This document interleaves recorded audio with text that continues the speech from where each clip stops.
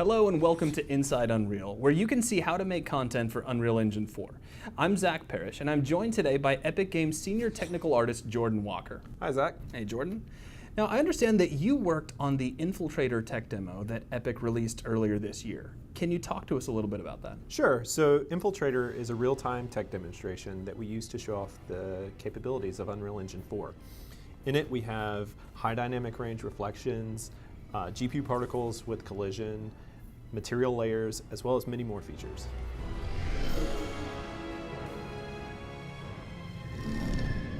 Now, if I recall correctly, you used the new material system to help define the look and the feel of the characters in Infiltrator.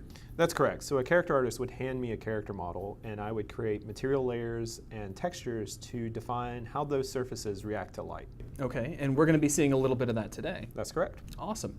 So why don't we start by taking one of the characters from Infiltrator and kind of how he looked in the final cinematic, and then you can break down how you were able to achieve that look using the tools in Unreal Engine 4. Sure. So this is the character as he appears in the demo. You can see he has a couple different surfaces. There's some chrome buckle here. There's like a military fabric stretched across his chest. There's this padded fabric down below as well. And as far as the workflow goes, we would start this the same way we would start a character before. So a character artist would create a high polygon model. They would process a normal map from that model and hand that off to a texture artist. Once the texture artist received that asset, they would create a few different textures, one of them being a material mask that kind of color codes where each material goes on the surface. Now, in this case, when you say where each material goes, are you talking about like the different types of surfaces that make up the character?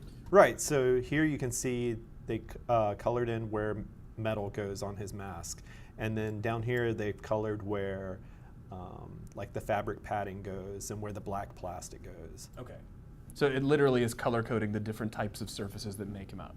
Exactly. All right, cool. Here you can see the artist creates an asset that's basically a texture that defines where grime resides on the surface, where dirt collects. You can see in the cracks of things, this texture is a lot heavier, and it's basically saying this is where the surface is dirty. Mm-hmm. This final texture that an artist creates says where the scratches and the scuff marks happen. And they would do that on the edges of objects. They do it where a surface maybe like rubs against other things.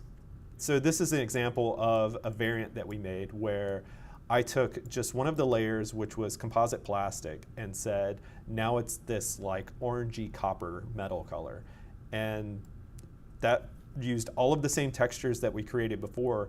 I just swapped out one material layer. Yeah, and the touch of color actually looks really amazing there. Very nice.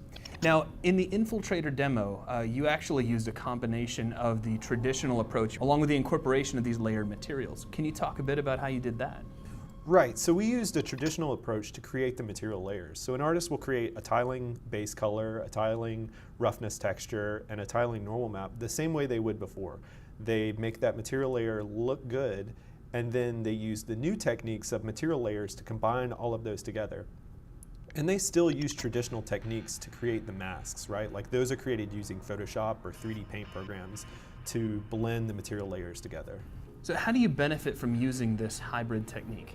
So you get the benefits from material layers, which is a really high resolution tiling material, combined with the benefits of traditional techniques where an artist is saying, you know, I want a scuff mark on his shoulder pad, or I want copper on this part of his body.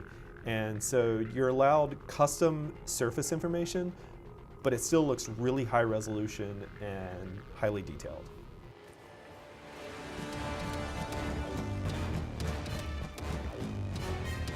So I understand that Unreal Engine 4 uses a physically based shading model. Why does that matter here? It's nice because when an artist creates a material layer, they know that it's going to react to light in a consistent manner, no matter what lighting condition it's placed in. This keeps the artist from having to tweak their surface for individual lighting conditions. So as an artist yourself, what is it that you want other artists and designers to take away from this? One of the really cool aspects is that it's very easy to make consistent art across your entire project. So you make your metals, you make your cloth, You create your materials that you know you're going to use, and wherever they're used in your project, you know that they're consistent and they're high quality. And it's also useful because, say you have this like paint that's used in your game, and you have an art director who says, could we make that slightly more blue? You can update that one asset, and since it's used across your entire game, everything updates automatically. So there's a look at creating highly detailed character assets using Unreal Engine 4 with some of our new material tools and techniques. Thank you very much for watching, and we hope to see you on the next Inside Unreal.